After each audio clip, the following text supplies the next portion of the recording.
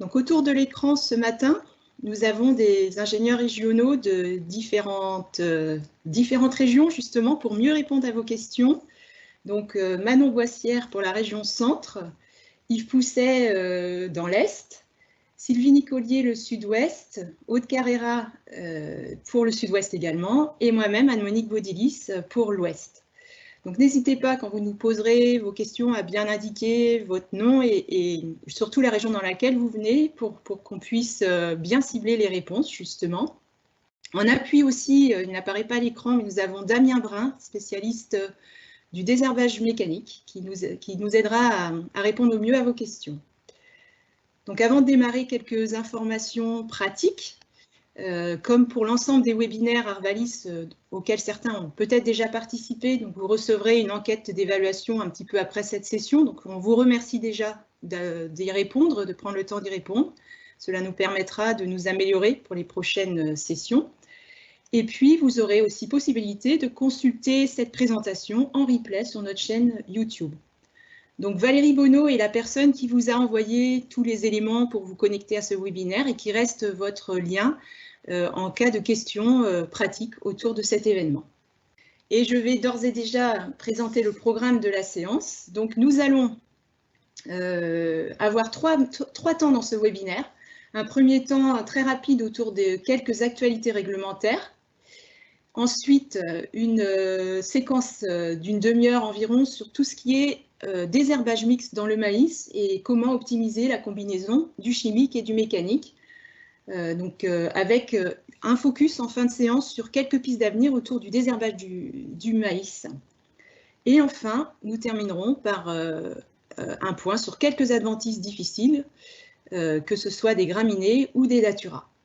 Alors, tout au long de ces trois séquences, vous pouvez poser vos questions et nous ferons des pauses, justement, pour pouvoir vous répondre à l'oral et développer un peu plus les réponses que vous recevez par le chat.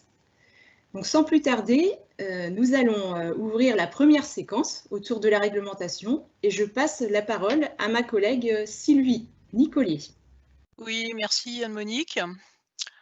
Donc pour ce point sur la réglementation, on va commencer par le bromoxynil et la fin annoncée.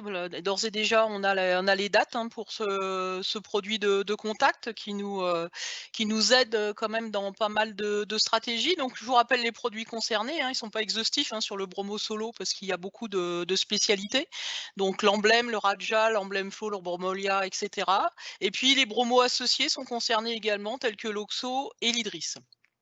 Donc ce produit cette matière active n'a pas été réapprouvée au niveau européen en juillet, et en conséquence les dates de la fin d'utilisation de ce produit ont été publiées. Donc une première date qui est la date limite de la vente et de la distribution, donc on est sur le 17 mars 2021. Et ensuite, on pourra utiliser ce produit jusqu'au 17 septembre 2021. Utilisation des stocks. Passé cette date, ce produit deviendra un PPNU. Alors, est-ce que le bromoxynil va nous manquer ? On peut l'illustrer avec la diapo ci-dessous. Donc, je vous ai repris un extrait du dépliant de protection maïs que vous connaissez certainement, où on mettait en évidence, associé à un mélange tricétone sulfonyluré, le plus qu'apportaient des produits type bromo, justement, ou d'autres produits antidicotes. Donc, vous avez ici, au niveau de la grande croix, là, tout ce qui va ne plus être utilisable à partir de 2022. Et on peut citer dans les adventices pour lesquels il va falloir faire évoluer ces stratégies, et sur lesquels on va être un petit peu plus en difficulté, la Véronique de Perse, le Ranouille liseron, la Pensée des champs, le Gaillet gratteron, dans une moindre mesure en termes de pression dans les parcelles, mais on a des parcelles qui peuvent être fortement infestées de cette adventice. Donc là, il va falloir faire évoluer ces stratégies et bien sûr, pour ces mauvaises herbes, penser à traiter suffisamment tôt sur des petites mauvaises herbes de 2-4 feuilles pour pouvoir préserver une efficacité suffisante.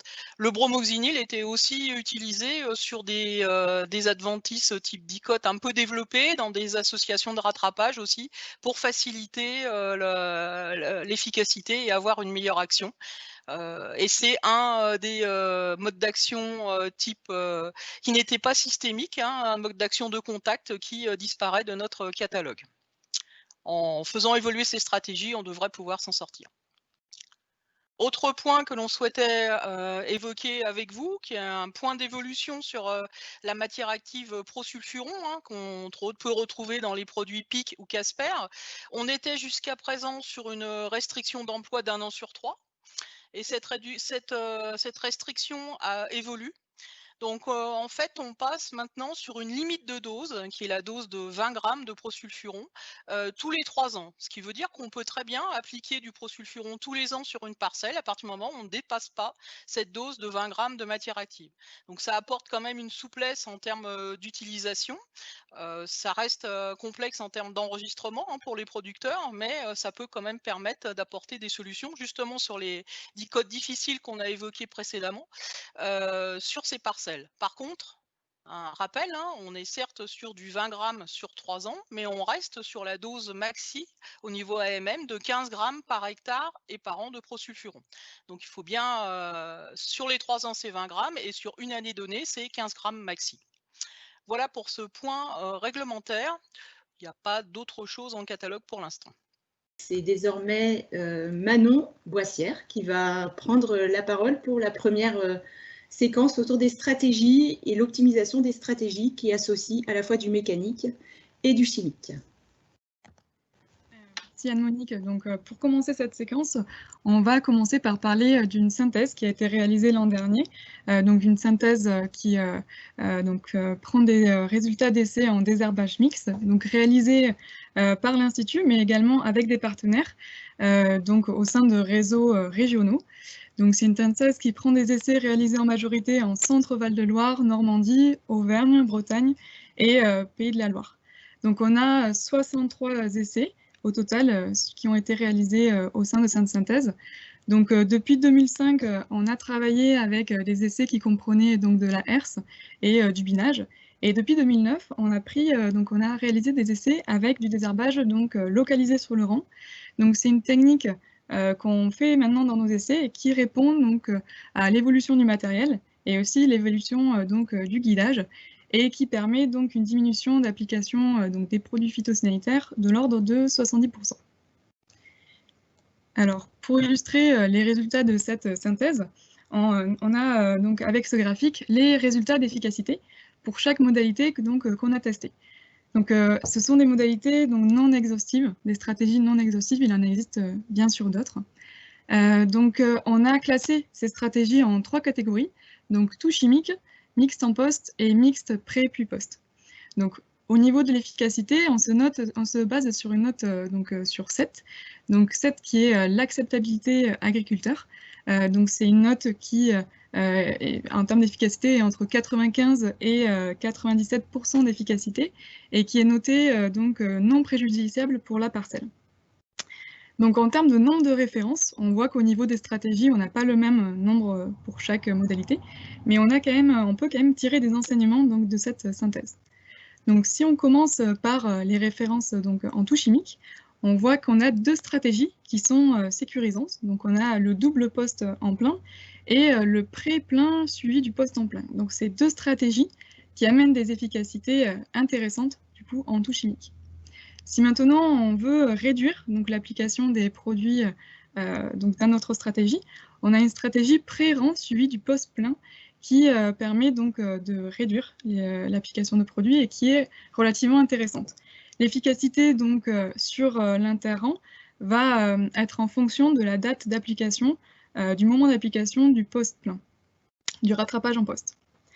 Donc maintenant, dans les stratégies en mixte, on a des stratégies qui sont intéressantes, qui au global amènent des efficacités intéressantes. Donc on peut s'intéresser au post-plein suivi du binage ou pré-plein suivi de plusieurs binages. Donc ces 2 stratégies sont intéressantes. On a une efficacité cependant supérieure des stratégies post-plein suivies de 2 binages. Donc on aura des efficacités au niveau du rattrapage avec le post-plein qui arrive un peu plus tard. Et donc des meilleures efficacités, notamment sur certaines flores.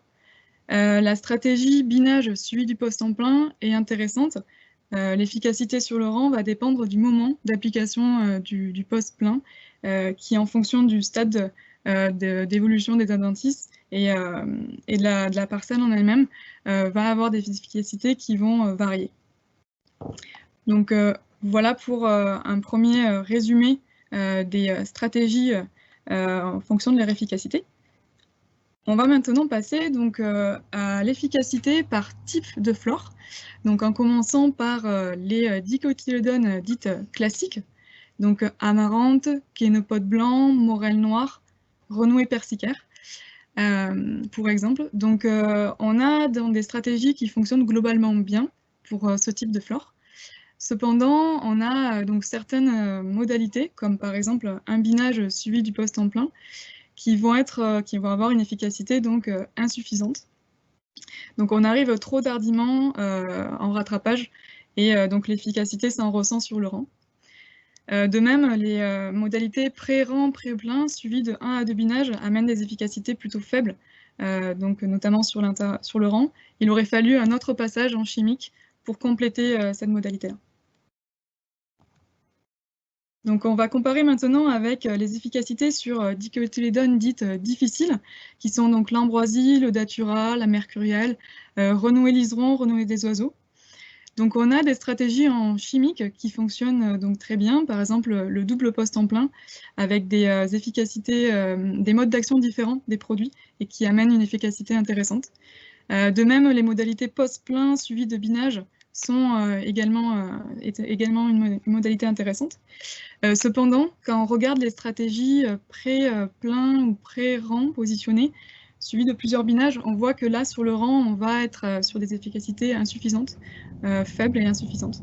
Donc là, il aurait fallu un rattrapage derrière pour ce type de flore et pour compléter la stratégie.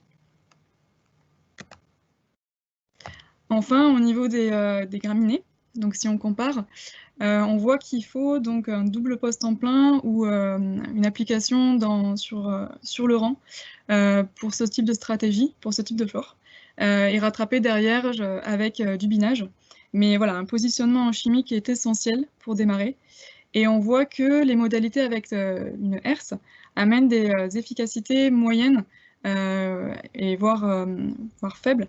Donc c'est des stratégies qui ne seront pas forcément recommandées sur ce type de flore avec des pressions graminées importantes. Donc globalement, il faut intervenir en mixte sur des adventices jeunes, à levée groupée et sans vivace. Donc voilà pour les efficacités par type de flore. Alors on va maintenant parler donc des conditions relatives au sol. Donc l'humidité et le type de sol sont deux facteurs essentiels qui jouent sur l'efficacité du matériel. Donc on va avoir des outils qui vont avoir des besoins en réessuyage de sol différents et qui vont avoir des efficacités en type de sol différents. Donc il faut vraiment choisir son outil en fonction du sol qui est majoritaire sur son exploitation. Donc pour exemple, on voit que la bineuse a besoin d'un sol réessuyé et sec, car c'est un outil qui va passer en profondeur comparé aux autres outils. La houe, par exemple, va pouvoir être passée plus rapidement après une pluie. Elle passe sur des sols non adhérents, frais. La herse aura comme caractéristique de passer sur des sols plus légers, donc sols de vallée, sable, limon, terre blanche, et aura du mal à avoir une efficacité sur des sols plus lourds, donc limon bâton hydromorphe, argilo-limoneux à silex. Donc sur des sols plus superficiels, elle sera plus efficace. Au niveau de la bineuse, donc c'est un outil qui va avoir une souplesse d'intervention en fonction des sols intéressante. Donc on pourra intervenir sur un panel de sols plus important. Par contre, si on regarde au niveau de la houe, ça va être la seule qui aura une efficacité intéressante sur limon battant hydromorphe. Donc voilà pour résumer un peu ce tableau. Globalement, les conditions de sol favorables pour le désherbage encore mixte va être un sol sec bien réessuyé, non battant, finement préparé, bien nivelé, avec absence de cailloux ou de résidus de culture, et un bon émiettage qui permettra donc, notamment au niveau de la bineuse, de faire un butage intéressant donc, au niveau du rang. Donc maintenant qu'on a parlé du matériel, pour pouvoir passer ce type d'outils, il faut avoir des jours disponibles.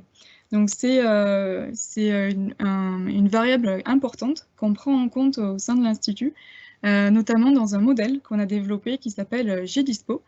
Donc GDispo nous permet de déterminer des jours disponibles dans des contextes pédoclimatiques différents. Donc ici, vous avez deux hypothèses qui ont été réalisées, donc des hypothèses en prélevé qui simulent donc des passages de hertz et des hypothèses sur des stades 4-10 feuilles qui simulent des passages de binage. Donc pour bien comprendre, on a un nombre de jours disponibles et une durée de période. Plus le rond va tirer vers le vert, plus on aura un nombre de jours disponibles important. Et plus la période, donc le rond va être gros, plus on aura une durée de période aussi importante. Donc la durée de période, ça va être la durée entre deux stades. Donc par exemple, pour la prélevée, plus le rond est petit et plus on va avoir une prélevée un stade qui passe rapidement. Donc plus on va vers le sud, plus c'est des ronds qui vont être petits, des durées qui passent rapidement. Donc pour prendre un exemple concret, pour voir ce que ça donne, on peut prendre un exemple dans l'Allier sur des sols alluvions sableux. Donc on a un point qui est orangé, orange et rouge. Donc pour un semis moyen du 20 avril, on va avoir donc un nombre de jours disponibles entre 0 et 2. À l'inverse, pour un binage, donc sur une période, si on regarde la carte sur la droite, 4 à 10 feuilles, on va avoir un nombre de jours disponibles entre 6 et 8 feuilles pour un binage. Donc voilà, on prend pour ces modalités-là le décile 2, qui signifie que pour les valeurs réelles auront 80% de chances d'être supérieures aux valeurs affichées. Donc le modèle GDispo comprend 20 ans de données, donc c'est un modèle assez robuste. Donc maintenant, on va passer au réglage du matériel, qui est également déterminant. Et pour cela, on a pris comme exemple un essai réalisé à Laurentis dans le sud avec une conduite en bio. Donc c'est un essai où le semis a été réalisé le 5 mai avec un passage de rouleau le même jour, un premier passage de herse à l'aveugle le 7 mai et puis 2 passages de haut rotative à 2 feuilles et 3 feuilles. Et ensuite, suite à ça, a été passé soit un passage de herse et trille avec différentes vitesses, 5 km/h, 7 km/h ou 6 km/h testés, et des agressivités différentes. Ensuite, on a soit passé un passage de houe rotative à 18 km/h. Donc le stade pour ce passage du maïs était de 3-4 feuilles, et les graminées étaient à 3 feuilles, dicotylédones étaient au stade cotylédon. Donc on voit globalement que pour ces différentes modalités, la RC trille à 6 km/h avec une agressivité à 4-5 amène donc des efficacités intéressantes en termes de désherbage.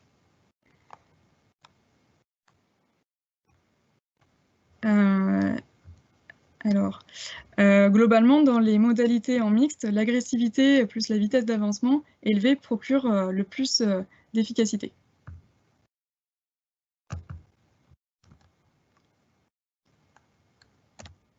Donc, si on s'intéresse maintenant à la sélectivité, qui est aussi qui est très importante, surtout quand on teste du coup la vitesse et l'agressivité, on voit que finalement la modalité avec un passage de hertz à 6 km/h suffit pour désherber et garantir une sélectivité intéressante. À l'inverse, quand on regarde la modalité avec un passage de hertz à 7 km/h, on voit que du coup on a une sélectivité qui va être préjudiciable pour la parcelle. Donc d'où l'importance de bien régler sa vitesse et son agressivité, comme on le voit grâce à cet essai.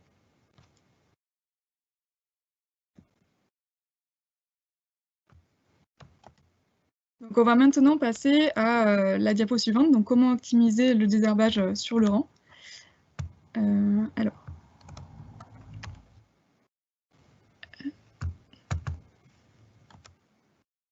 Je pense qu'il y a un souci dans le défilé des diapos. Voilà. Alors, pour optimiser donc, son désherbage sur le rang, on a plusieurs solutions. Donc, on peut équiper sa bineuse, soit à l'aide de socs, pas de doigts, donc en fonction de la vitesse, qui vont pouvoir améliorer, donc créer un butage sur le rang en propulsant donc la terre. On a aussi donc des disques buteurs.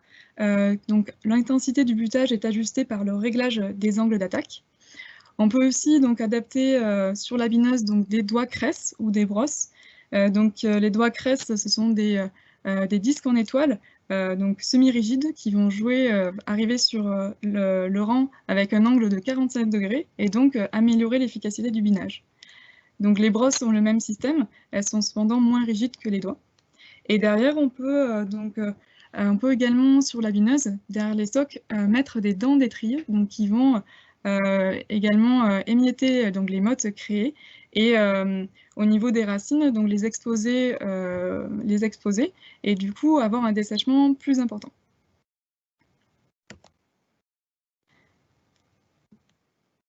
Donc on peut aussi améliorer la précision du minage par le guidage. Donc un guidage tout d'abord avec du tracteur, avec le RTK, qui permet d'améliorer la précision et permet d'augmenter la vitesse. Donc le type d'asservissement sur le RTK choisi améliore également la précision. Donc un système hydraulique aura une précision de plus ou moins 2 cm et un moteur électrique, lui, aura une précision de plus ou moins 4 cm. Donc on a aussi des guidages sur l'outil, donc des palpeurs qui sont donc des tiges métalliques qui vont toucher le rang du maïs et recadrer, rediriger la bineuse. On a aussi des caméras, donc avec un système composé d'une interface que l'on attelle entre le tracteur et la bineuse. Donc actuellement, 3 types de caméras existent, Garford, Class et Stekel. Et on a aussi un système de roue-trace, où au semis, on va avoir un élément traceur qui va créer un sillon, et derrière un élément suiveur sur la bineuse qui va repasser dans ce sillon. Nous allons maintenant passer aux stratégies gagnantes. Donc, pour adopter son programme, il faut adapter son programme en fonction du type de flore présent sur la parcelle, du stade des adventices et de la culture, et des conditions agroclimatiques. Donc, tout d'abord, une des premières stratégies que l'on voulait recommander, c'est en présence de graminées ou de dicotes difficiles, surtout il faut sécuriser le désherbage par une prélevée ou une pose très précoce. Donc on a mis des exemples, bien sûr, non exhaustifs de stratégies en prélevée qui peuvent être réalisées. Donc en graminées, on a des stratégies avec un passage adingo-isard en pré ou adingo, et en flore mixte K-mixte.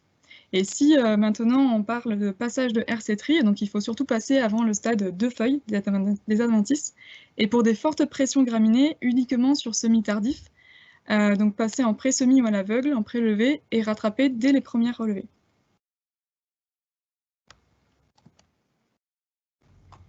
Donc ensuite, pour exposer justement notre recommandation, donc on a mis un essai qui revient de la synthèse de cette année du réseau Centre, avec 2 stratégies qui ont été menées. Une stratégie en prélevé en plein suivie de 2 binages, et une stratégie donc avec un binage à 3-4 feuilles suivi d'un poste à 5-6 feuilles.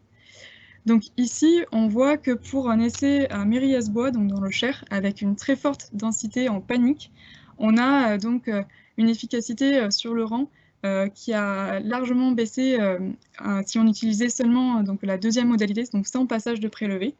Donc le passage de prélevé a vraiment permis, dans la modalité 1, de maîtriser cette flore.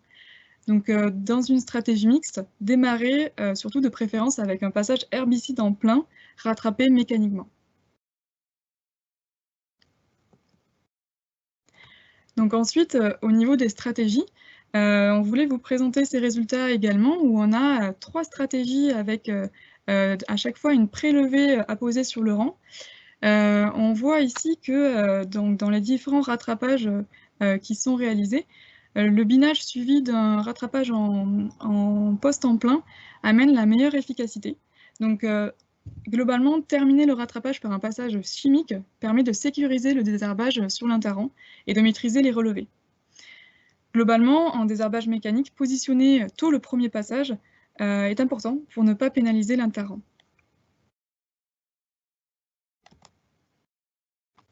Donc ensuite, on voulait donc, passer à d'autres stratégies qui peuvent être recommandées. Donc sur cette première diapo, on parle donc des prélevés chimiques en plein ou bien des stratégies avec positionnement de la herse et d'un passage derrière de pause très précoce foliaire ou racinaire, suivi par plusieurs passages de bineuse. Donc on a pris pour illustrer ces stratégies des indicateurs de performance où on compare donc ces indicateurs à une référence en double passage herbicide.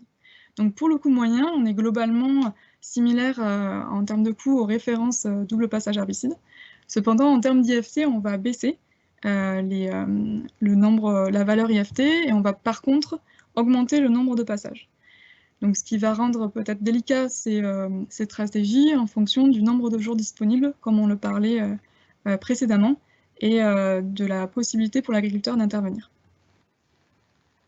Manon, tu peux faire une petite pause, voilà, parce que quand tu as commenté ton tableau, il n'apparaissait pas à l'écran. Donc, on peut prendre quelques secondes pour lire. Exactement.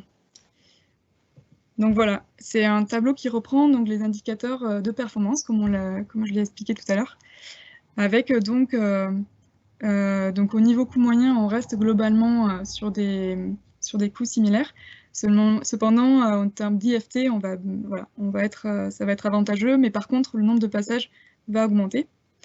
Donc, si on passe aux stratégies, donc maintenant de prélevé chimique, cette fois localisé sur le rang, ou poste très précoce localisé, donc foliaire plus racinaire avec rampe adaptée plus guidage. Suivi derrière de binage puis rattrapage chimique.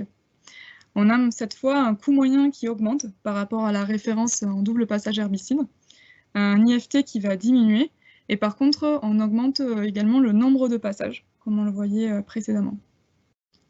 Donc ces chiffres sont sortis du barème d'entraide pour pouvoir amener à ces estimations. Voilà pour les stratégies qu'on voulait partager avec vous. Je vais laisser maintenant la parole à ma collègue pour passer donc aux pistes d'avenir. Ok, merci Manon.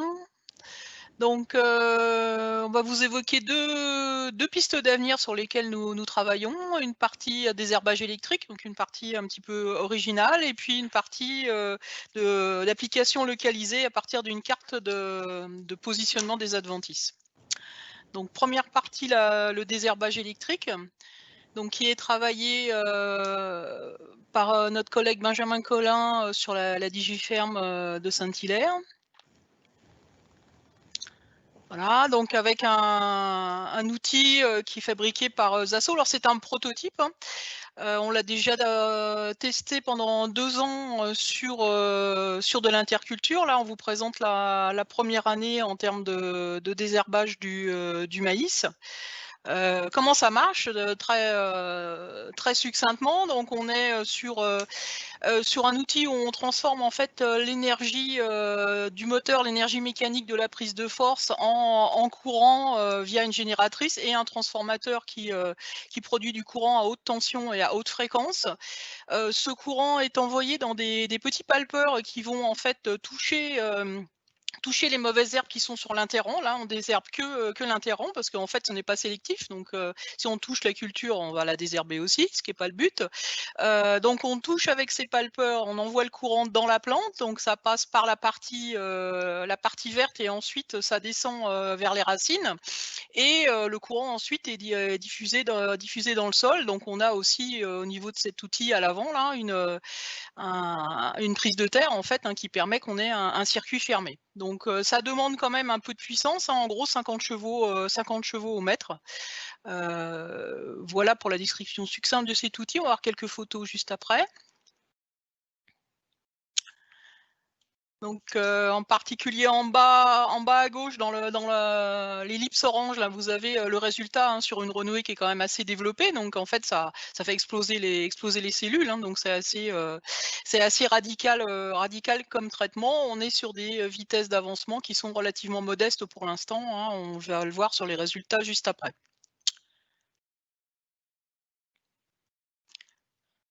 Donc, deux présentations de résultats. La première sur l'interromp, puisque je vous ai dit que c'était un outil qui fonctionnait uniquement sur l'interromp. Donc, on a comparé des stratégies, donc je vous épargne les produits, hein, mais du double chimique de poste, un chimique, un électrique, donc à 2 km/h, on est à peu près sur 1,5 hectare à l'heure, hein, un chimique avec le produit, la partie électrique un peu plus rapide, et puis sinon des monopassages qui, comme vous le voyez, y compris sur l'interromp, sont pas à la hauteur des doubles passages, mais quand on est sur les doubles passages, on est entre la partie chimique électrique, on est comparable au double chimique de référence. Alors pour situer un peu plus, vous avez la liste des principales adventices en bas à gauche, hein. On est principalement et même essentiellement sur des dicotes, bon, qui peuvent être quand même, qu'on classe quand même pour une partie dans les dicotes difficiles, hein, comme la renouée liseron en particulier, la renouée persicaire. Les autres sont un petit peu plus faciles. Donc ça, c'était le résultat sur l'interromp, mais ce qui nous intéresse, c'est le désherbage sur le rang. Donc voilà ce que ça donne sur le rang et donc en global. Donc voilà, ça donne en termes de satisfaction globale. Donc on retrouve hein, nos trois premières modalités qui sont globalement comparables entre elles. Donc ce qu'on peut dire, c'est que le passage électrique est comparable au passage chimique. Par contre, les monomodalités, qu'elles soient uniquement sur l'interromp ou uniquement sur ou même la monochimique qui a été sur la totalité de la surface sont un peu inférieures, ce qui est assez logique vu le contexte. Donc, que retenir de ces résultats? Donc, première étape hein, qui vient aussi de notre expérience sur les 2 années où on a travaillé cet outil en interculture. Déjà, le sol était sec au moment des interventions, ce qui est un facteur de réussite hein, pour la partie électrique. Quand le sol est humide, visiblement, le courant se diffuse plus et donc on a moins d'efficacité intrinsèque sur les plantes. On a vu qu'un passage électrique était équivalent à un passage chimique et qu'en double application avec une partie chimique et une partie électrique, on s'en sortait bien aussi par rapport à double application chimique et que l'électrique sol était insuffisant comme le chimique en un seul passage d'ailleurs. Donc ça donne quand même des pistes qui sont pas inintéressantes. La suite, ça va être toujours avec un prototype. On reste encore sur quelque chose qui ne sera pas à vendre pour les agriculteurs dans les 2-3 ans à venir, hein.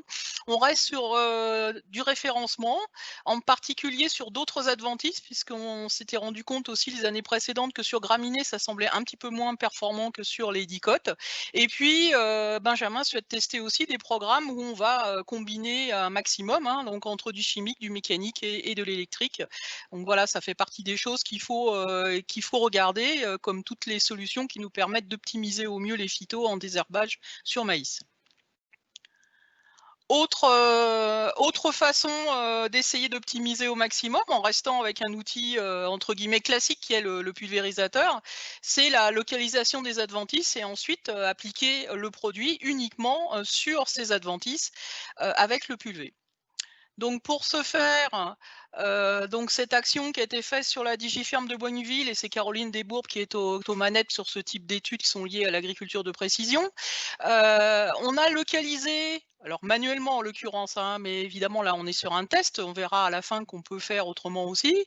On a localisé des chardons donc présents sur la parcelle, donc des adventices qui sont plutôt en tâche, hein, c'est vrai pour beaucoup de vivaces, mais c'est vrai aussi pour des adventices à fort développement comme le datura par exemple, on est souvent sur des aspects tâches.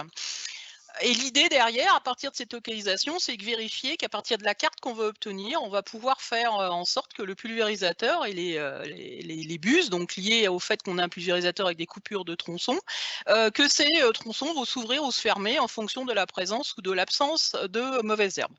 L'idée étant bien sûr d'optimiser au mieux les quantités de produits appliqués en l'appliquant uniquement là où les cibles sont présentes. Donc, comment a-t-on fait? Donc, localisation manuelle avec un GPS piéton RTK. Donc ça, c'est dans la partie expérimentale, hein. Derrière, on a sorti une carte de préco. Alors pour le pulvé, on fait des cartes entre guillemets à l'envers, c'est-à-dire qu'on fait les zones d'exclusion. Les zones d'exclusion sont les zones qu'on ne doit pas traiter. Et ensuite, on a rentré cette carte dans la console du pulvé. Et donc on a effectué le traitement. Alors on a un pulvé sur la station qui est à coupure de tronçon de 2 mètres, hein. Il existe des pulvés avec des coupures de tronçon plus grandes. Donc on est sur une rampe de 24 mètres. Hein, donc, et on a ensuite regardé ce que ça donnait.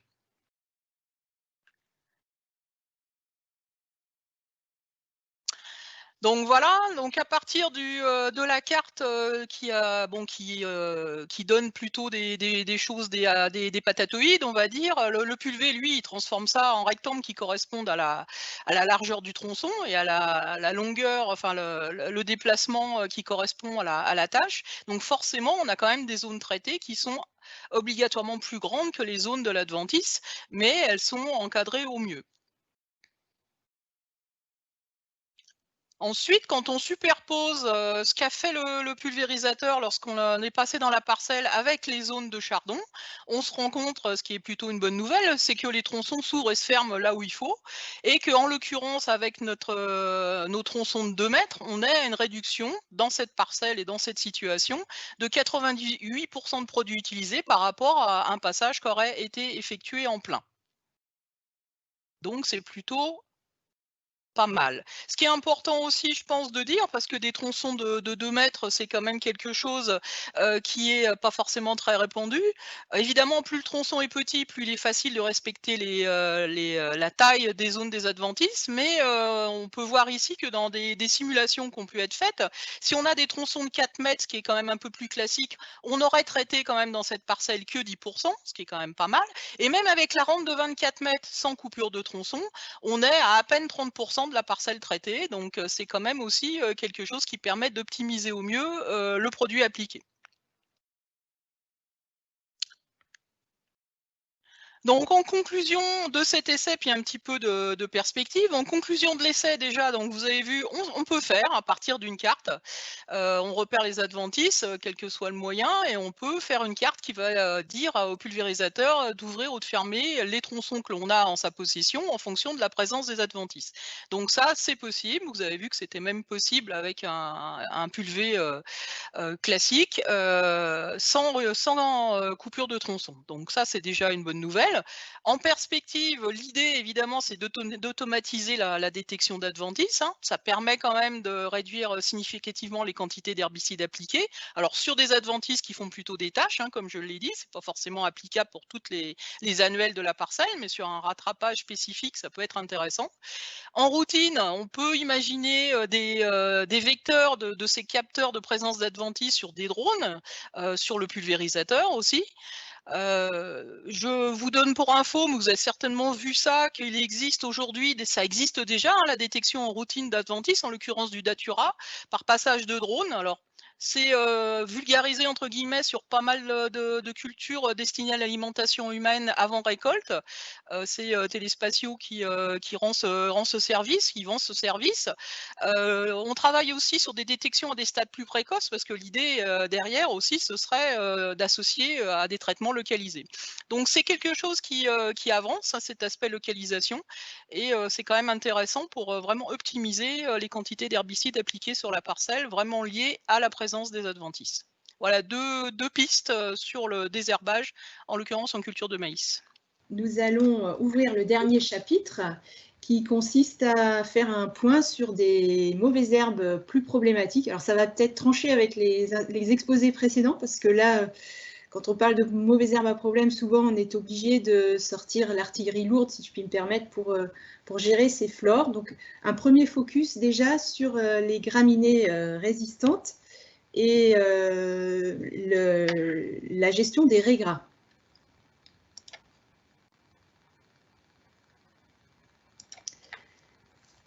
Donc déjà, en élément de contexte, on peut constater que désherber des graminées dans le maïs, ça devient parfois assez compliqué parce que les pressions en panix, éther, digitaire, voire en graminées plus automnales, comme le raie gras, augmentent fortement. Et puis, on a tendance aussi à voir s'installer des populations de mauvaises herbes résistantes à certains herbicides.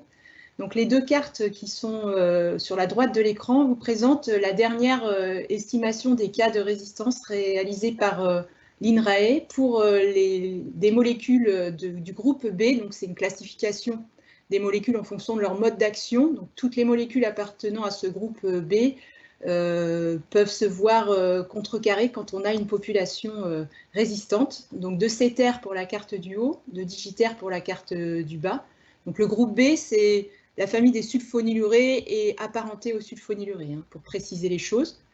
Donc alors, quand il y a une couleur sur un département, c'est qu'on a détecté des cas de résistance dans ce département, et plus la couleur va vers le rouge, plus la fréquence d'individus et de parcelles concernées est importante. Donc la façade ouest est quand même largement plus concernée par la digitaire, mais aussi, vous voyez, sur Poitou-Charentes, des cas de sétères, sur différents types de sétères résistants. Alors pourquoi cette apparition de résistance ? Il y a des situations qui sont connues comme étant à risque de voir ce phénomène se produire, hein, de sélectionner des individus résistants dans une population de mauvaises herbes. Donc à savoir d'abord un retour fréquent du maïs, et puis aussi souvent des pratiques de désherbage dans le passé qui n'ont pas toujours été suffisamment musclées pour maîtriser la flore. Et donc notamment l'utilisation répétée du même mode d'action. Donc là par exemple, dans le cas du groupe B, on utilise du nicosulfuron systématiquement, ou une autre sulfonylurée systématiquement pour désherber les graminées estivales dans la parcelle, et à des doses qui sont insuffisantes pour éliminer l'ensemble des mauvaises herbes. Donc on va sélectionner, exercer une pression de sélection et garder des individus qui sont résistants, qui existent naturellement dans le milieu. Donc tout ce contexte fait que quand on parle de réduire l'utilisation des produits racinaires, des chloroacétamides, ça devient un peu le casse-tête parce que très vite sur ces flores-là, ce sont des solutions qui apportent encore des possibilités pour maîtriser ce type de mauvaises herbes résistantes.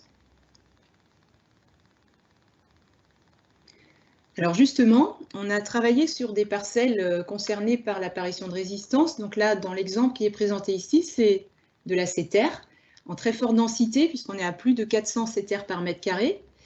Et donc c'est dans des parcelles du Poitou-Charentes. L'agriculteur historiquement faisait de la monoculture de maïs, et on a pu diagnostiquer la population comme étant résistante au nicosulfuron sur cette sétère verte. Alors depuis 2014, l'agriculteur a changé sa rotation, il a introduit un blé dur pour casser le cycle des PSD. Mais malgré tout, vous voyez, en 2018, on a encore 440 sétères au mètre carré, donc il faut un certain temps pour que le facteur rotation puisse corriger les choses et le coupler bien sûr à d'autres éléments. Donc j'ai pris l'exemple 2018, sachant qu'on a testé ces différentes stratégies sur 3 années et que les conclusions se recoupent. L'année 2018 est particulièrement intéressante parce que les conditions étaient complexes, défavorables à l'efficacité des produits de prélevé et de post-précoce, parce que le sol était assez sec, il n'y a pas plu suite aux applications. Et là, dans le graphique qui apparaît, on évalue l'efficacité du programme en fin de parcours, d'un programme en 2 passages, un passage de prélevé rattrapé à 4-5 feuilles du maïs, ou un passage de post-levé très précoce, c'est plutôt en bas du graphique, rattrapé également. Donc finalement, la note globale, c'est la note de ces 2 applications séquencées. Et premier constat que l'on va avoir, c'est que si on utilise du S-métolachlore avec le dual tout seul, même à pleine dose, même s'il est rattrapé ensuite, vous voyez qu'on est sur des notes d'efficacité sur cette sétère très insuffisante, avec une note de 5, donc ce qui est largement insuffisant pour maîtriser la population de sétère dans la parcelle. Et les solutions qui permettent d'atteindre des notes qui dépassent le 7, qui est la note d'acceptabilité, eh bien, ces solutions-là consistent à associer un produit racinaire avec un partenaire qui apporte de la synergie. Donc, par exemple, Dual Merlin-Flex. Et puis, on a aussi Dual Alcance. Et à noter que la solution Alcance-Merlin-Flex apporte les meilleurs résultats. Alors ça, on l'a constaté sur les 3 années, donc c'est propre à cette flore sétère, hein, et c'est intéressant, mais ça a un certain coût, comme on va le voir après. Donc après, là on a fait un focus sur le premier passage, vous voyez qu'il est essentiel hein, pour arriver à installer un début de désherbage correct sur des flores complexes comme celle-ci. Après, on va regarder du côté du rattrapage. Alors, ça vous a peut-être surpris, je n'ai pas commenté ce qui avait été fait en rattrapage, mais c'était du Lodis, donc et de la tambotrione, un produit foliaire, qu'on va associer avec l'ISAR, le DMTAP, qui est plutôt un produit racinaire. Donc ça peut surprendre d'appliquer ce type d'association à ce stade du maïs. Ceci dit, c'est ce qui a permis finalement d'apporter les meilleures efficacités au global. Donc là, vous avez l'efficacité du désherbage 30 jours après le 2e passage de rattrapage, donc ce passage de rattrapage justement, On va se focaliser sur les 3 premiers bâtons du haut, donc sur une base de prélevé en dual. On a comparé du Pampa Callisto, on a comparé du Capreno Isard, du Lodis Isard. Donc, bon, on voit que la base dual est insuffisante, on l'avait vu tout à l'heure. Malgré tout, rattraper avec le Lodis Isard, c'est ce qui apporte le meilleur résultat, qui reste insuffisant. À noter que dans cet essai, vous voyez que l'Adengo, qui est un produit apparenté à la famille du groupe B, hein, donc même mode d'action, enfin apparenté et proche mode d'action du nicosulfuron, malgré tout, il apporte encore sur cette flore une efficacité intéressante, donc avec des résultats à 30 jours tout à fait satisfaisants sur le programme Adengo suivi de Lodis-Isard. Alors maintenant, on va regarder l'efficacité en fin d'essai. Donc en fin d'essai, ce sont les bâtons jaunes. Donc si on se concentre sur les 3 premiers bâtons, vous voyez que le dual suivi de Pampa Callisto a complètement craqué, hein, avec une note d'efficacité qui tombe à 2. C'est assez logique. D'abord, on a une flore qui, on le sait, est résistante au nicosulfuron. Et puis en plus, on n'a pas la persistance d'action que peut procurer un produit racinaire comme l'Isard, qui est associé dans les solutions testées ensuite. Et donc, là encore, sur la base dual, le Lodis Isard en rattrapage permet de garder une efficacité jusqu'au bout, même si elle est encore limite, elle reste acceptable au mois de juillet, en tout cas comparable à celle qu'on a observée à 30 jours après l'application. Et finalement, dans cet essai, si on regarde plutôt un passage de près différent du dual solo, donc là par exemple la Dengo solo, complété par l'Odysseisa, vous voyez qu'on reste sur des... Là pour le coup, on a réussi à peu près maîtriser la majorité de la flore à 95-98%, donc ça fait une note de 8. Mais attention, hein, j'insiste bien sur le fait que cette solution n'est peut-être pas durable. Si on continuait à appliquer de l'Adengo dans la durée, on pourrait avoir des résistances croisées Adengo-nicosulfuron. Donc, plutôt se reporter sur des associations dual-Merlin, par exemple, pour gérer le premier passage. Et enfin, je n'ai pas commenté le dernier bâton qui correspond à une solution efficace en prélevé rattrapée par 2 binages. Et vous voyez qu'elle est loin d'être ridicule, et que quand on est un petit peu en limite de solution pour désherber et rattraper parce qu'on a des résistances, le désherbage mécanique, même si on a affaire à des graminées, que ce n'est pas la flore la plus simple à gérer par le binage, malgré tout, ça fait une partie du boulot et ça amène une maîtrise assez honorable de la flore dans la parcelle.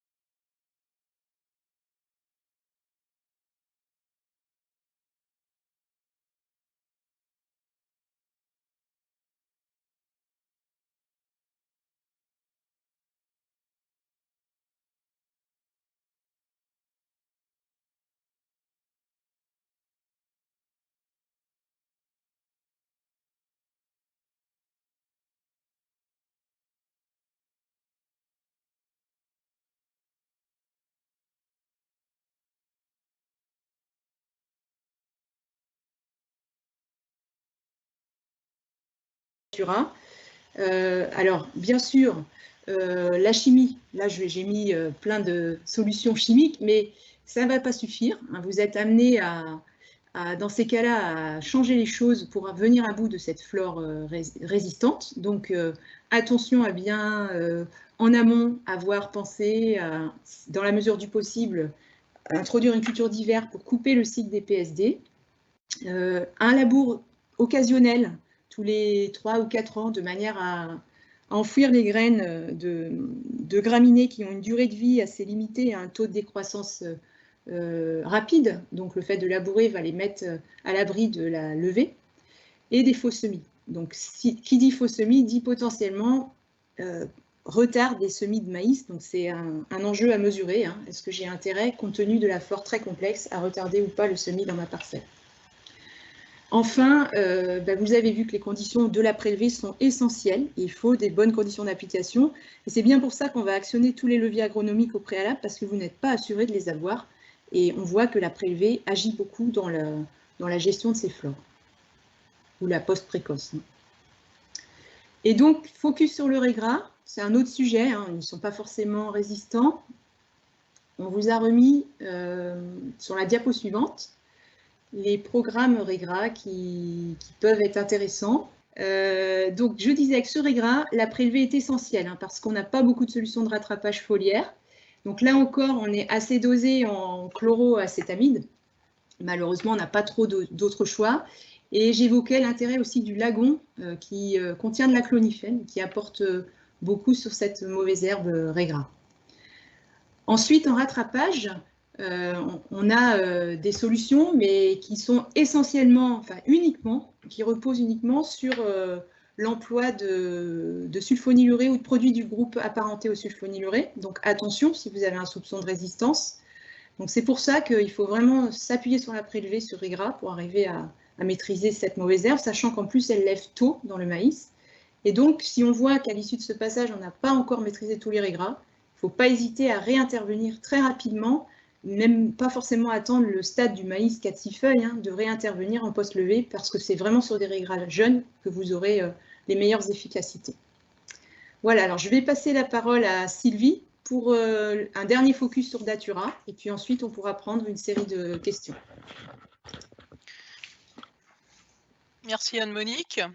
Donc on souhaitait évoquer avec vous également le Datura, cette adventice à fort développement qui commence quand même à être très présente dans les cultures d'été, dont le maïs. Donc je pense que la grande majorité d'entre vous ont déjà croisé cette adventice à fort développement. Donc le Datura, c'est une plante qui peut faire plus d'1 mètre. Par contre, si elle est dans un environnement comme une interculture où elle n'est pas gênée par d'autres plantes autour, elle peut être d'une taille beaucoup plus raisonnable, ce qui ne l'empêche pas d'aller au bout de son cycle et de produire des bogues dans lesquels on a quand même plusieurs dizaines de graines. Pour ceux qui connaissent pas trop et qui peuvent se poser des questions, les cotylédons sont un point de repère relativement essentiel, avec des cotylédons très très allongés. Et un autre point quand même, c'est son odeur. On Alors, en résumé, pas forcément beaucoup d'adventices dans les cultures qui ont une odeur du type du Datura, qui est quand même qualifiée par la grande majorité des gens qui ont eu l'occasion de la tester comme une odeur désagréable. Alors, pourquoi également cette plante nous pose des soucis? Parce qu'elle a des levées souvent tardives dans la culture. Elle a besoin d'une certaine somme de température pour que son cycle puisse démarrer. Et également, ces levées, par contre, peuvent durer très longtemps dans le temps. Donc, on est sur un positionnement de levée échelonné, y compris à l'automne, jusqu'à en fait que les températures froides reviennent. Donc une plante qui peut qui peut occuper le territoire pendant une grande période pour les cultures estivales. Et autre chose, ces graines ont une grande durée de vie, donc c'est des graines taille moyenne, sphériques, mais qui ont une grande durée de vie, donc qui peuvent vivre plusieurs dizaines d'années dans le sol. y compris à des profondeurs assez importantes. Donc là aussi, quand on commence à avoir une infestation, on va en fait avoir du mal à s'en débarrasser. Et dernier point, déjà vu comme ça, c'est déjà une plante qui a l'air d'être compliquée. Le dernier point, c'est qu'en plus, cette plante, elle contient des substances qui sont dangereuses, qui sont des alcaloïdes tropaniques, qui sont toxiques pour l'homme comme pour l'animal. Donc, quelle va être la destination de la culture dans laquelle elle pousse. Ces alcaloïdes ne sont pas présents que dans la graine, ils sont présents sur l'ensemble, au niveau de l'ensemble de la plante, les tiges, les feuilles, via la sève en fait. Et forcément, ça peut poser quand même des petits soucis, et ça en pose chaque année d'ailleurs, en particulier sur des aspects alimentation animale. D'où une surveillance accrue de cette adventice. Intéressante sur cette mauvaise herbe. J'ai mis le nicosulfuron. Donc je vous ai extrait cette carte que j'ai trouvée sur le site du Muséum d'Histoire Naturelle, qui est une carte de signalement. Alors elle existe pour tout un tas d'adventices. Là, je vous ai présenté celle du datura, c'est logique.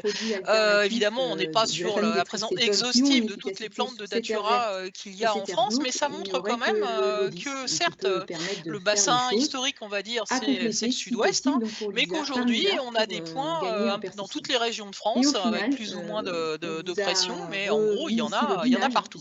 On peut la croiser partout et qu'on n'est plus inféodé uniquement au sud de la Loire. Voilà, et un dernier d'où la vigilance accrue et l'idée aussi de vous présenter ces quelques diapos. Donc le datura, en termes de gestion par du désherbage dans la culture, c'est pas forcément ça qui va être le plus compliqué. Il y a beaucoup de programmes qui sont efficaces. Là, je vous ai ressorti un tableau d'exemples de stratégies qui sont plutôt typées sud-ouest, avec des stratégies type comme les stratégies numéro 1, donc type pré puis post, où dans la pré, on essaye quand même de faire une pré renforcée avec les dicotes. On est dans des stratégies qui sont faites pour contrôler une flore mixte graminées-dicotes, dans lesquelles on a également du datura. On est bien d'accord, c'est pas que pour le datura. Donc une pré est quand même plutôt aussi axée avec de la mésotrione, de la thiacarbazone ou de l'isoxaflutol, donc les molécules associées aux molécules antigraminées qui permettent déjà de gérer les premières levées. Là, on est plutôt sur des dates de semis classiques pour la stratégie numéro 1, et derrière un rattrapage qui va être adapté, chimique voire mécanique. Il faudra voir plutôt plusieurs passages sur une plante comme le datura. On a dit levé échelonné, donc ça lève sans arrêt en fait. Et un rattrapage pour lesquels on a l'embarras du choix, on va dire. À partir du moment où on passe sur des adventices à 2-4 feuilles, il faut quand même être sur des doses suffisamment adaptées pour avoir une bonne efficacité, mais on sait désherber du datura. Stratégie numéro 2 qui est plus adaptée à des semis peut-être plus précoces. On a dit tout à l'heure que le datura avait besoin de somme de température quand même pour se mettre en route, pour qu'on ait les premières levées. Donc si on est sur des semis comme on peut les faire chez nous de tout début avril, voire avant, c'est sûr dans l'idéal, il vaut mieux attendre 2-3 feuilles pour positionner le premier traitement sur un positionnement en type de poste précoce. Et ensuite avec un rattrapage qui sera, alors là il est au même niveau que celui de la stratégie du dessus, qui sera peut-être un petit peu décalé dans le temps. Là c'est pareil, il faut aller voir dans la parcelle où en sont les adventices, dont les datura qui nous occupent pour l'instant. Et la stratégie numéro 3, donc là en très forte infestation, et on a ce type de situation dans le sud-ouest, où on peut être amené derrière une stratégie 1 ou 2, avec un renchérissement quand même du programme, puisque au-dessus, en choisissant ces stratégies, on arrive à passer sur quelque chose de relativement moyen par rapport au coût du désherbage. Sur celle-ci, il faut utiliser des pendillards, ce qui généralement fait jamais plaisir aux producteurs, et utiliser un produit qui est adapté pour ce positionnement. Cette utilisation, aujourd'hui, on ne peut pas faire tout ce qu'on veut avec des pendillards. Donc j'ai cité ici le Banvel, il y a quelques autres produits qui ont eu cette qui ont cette ouverture aujourd'hui en termes de positionnement. Donc voilà, on arrive à gérer du datura dans la culture. Le problème de fond, c'est que malgré tous les efforts qu'on peut faire, le positionnement adapté, etc., l'élevé échelonné, dans les zones claires en particulier, va rendre la maîtrise complète de l'adventice qui va être difficile en culture. En gros, il va toujours en rester un peu. Ce qui veut dire qu'on doit être pas uniquement performant dans la culture, mais qu'on doit également être performant sur les abords. Donc c'est surtout dans les débuts d'infestation, hein. Toujours la première plante qu'il aurait fallu arracher et qu'on n'a pas arraché parce qu'on est passé vite, qu'on n'avait pas le temps, etc. Et qui ensuite va faire qu'on va développer une infestation qui va à terme quand même compliquer la vie et renchérir le désherbage. Donc les abords des parcelles, bien sûr, les fourrières aussi. Parce que le datura, il n'est pas exhaustif, hein, sur la partie à bord de parcelle, il pousse un peu partout. Dès que la terre est travaillée, il peut pousser s'il y a des graines dans le sol. Les fourrières, dans toutes les zones claires, en fait, hein, les fourrières, les passages en rouleur, les routes pivots, même les routes pivots, hein, je l'ai écrit, c'est pas un hasard, on a des petits datura qui arrivent à pousser au niveau des routes pivots et donc à produire quelques bogues, une ou deux bogues, mais ça fait quand même à chaque fois plusieurs dizaines de graines, donc tout de suite, ça fait du monde. Et puis évidemment, les quelques zones où la culture n'est pas à sa densité optimale, hein, la nature a horreur du vide, les zones où on peut avoir, soit parce qu'elles ont été noyées, soit la présence des sangliers qui sont passés par là. Donc sur ces zones-là, des plantes comme le datura vont sauter sur l'occasion pour se développer. Si on n'a que quelques plantes qui traînent par-ci par-là, l'arrachage manuel peut quand même être envisagé. Par contre, n'oubliez pas les gants, parce que je vous ai dit tout à l'heure que la sève était toxique, donc il est quand même largement préférable de mettre des gants, ça peut entraîner des allergies, et puis si ça passe, une petite coupure, ça passe dans le sang, ça peut être embêtant. Donc vraiment, ne pas oublier d'être un petit peu équipé. Ensuite, il faut aussi raisonner au-delà de la culture d'été, et en l'occurrence ici du maïs, et profiter d'interculture derrière une culture d'hiver, donc par exemple une céréale à paille, pour intervenir. Si on arrive à faire le but, le but évidemment, c'est d'arriver à faire lever les datura d'interculture. Alors soit on a la chance, on fait une petite préparation superficielle type fausse mie, et derrière il pleut un peu et ça lève. Bon, cette année par exemple, chez nous, ça a commencé à lever en septembre, mais on a eu des levées parce qu'avant il pleuvait pas, donc quand il pleut pas, ça ne lève pas, et on a quand même eu la possibilité d'intervenir, ne serait-ce que mécaniquement, hein, ça fonctionne très bien quand ils sont un petit peu moins développés que ceux qui sont sur la photo, mais il faut éviter d'avoir la photo justement dans une interculture et de ne rien faire là-dessus, parce que là on est sur des milliers de graines qui vont venir enchérir le stock grainier. Le matériel de récolte aussi, faire attention, alors c'est toujours facile à dire hein, quand on est dans l'ambiance survoltée des récoltes, mais c'est un vecteur de graines important, ainsi dans une moindre mesure que les outils du travail du sol. Si on est dans une situation d'infestation partielle sur son exploitation, l'idéal est de commencer la récolte par les parcelles les moins infestées. C'est toujours facile à dire, mais essayez de le prévoir dans la logistique. Donc culture, interculture, pour essayer de maîtriser ces plantes et d'éviter d'en avoir vraiment partout et d'être vraiment confronté à des problématiques importantes. J'ai quand même oublié de vous dire, mais ça vous en doutiez, que c'est une plante, je l'ai dit, à fort développement. Donc on a aussi une nuisibilité directe quand même hein, en termes de potentiel d'altération du potentiel de rendement sur la culture.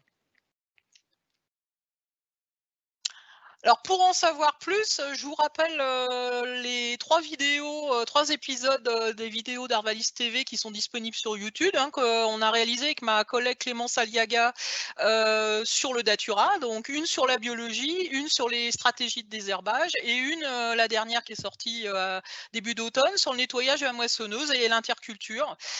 Donc pour essayer d'optimiser ses actions contre le datura. Et enfin, je vous invite à participer à notre live datura du jeudi 28 janvier, donc en fin de matinée, de 10h à 12h, hein, où sous un format un peu original hein, d'interview et de reportage, on vous évoquera la problématique datura et comment elle est gérée dans différentes filières, que ce soit le maïs conso, le doux, le maïs popcorn, les légumes également. On évoquera aussi les évolutions de la législation par rapport aux alcaloïdes tropaniques. Donc, ce sera l'occasion de faire un point sur cette adventice qui reste quand même une préoccupation importante pour les agriculteurs qui sont concernés.